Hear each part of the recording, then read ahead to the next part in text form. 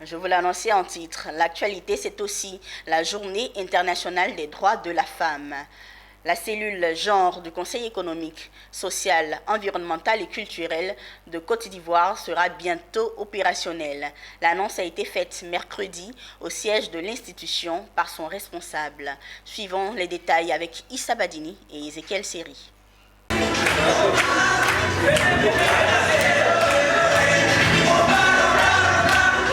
Les précieuses et essentielles personnes sans lesquelles rien de beau, rien de grand et même rien de bon ne pourrait venir au jour.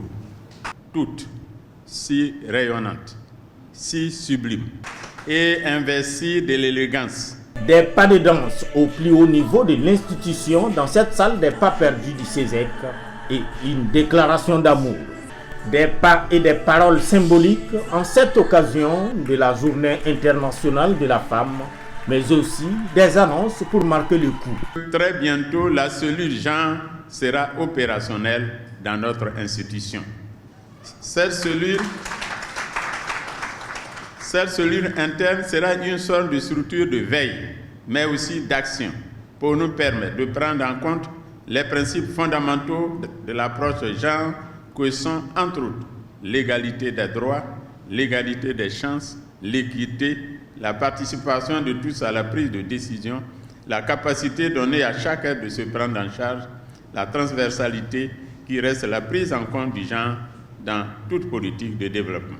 Une cellule genre attendue de pied ferme par les femmes de l'institution qui croient dur comme fer en l'indispensabilité de l'égalité du genre pour une société harmonieuse. Nous voudrons jouer pleinement notre rôle de femmes aux côtés des hommes, mais pas des femmes comme spectatrices, mais des femmes qui peuvent faire le même travail, la même chose que les hommes peuvent faire.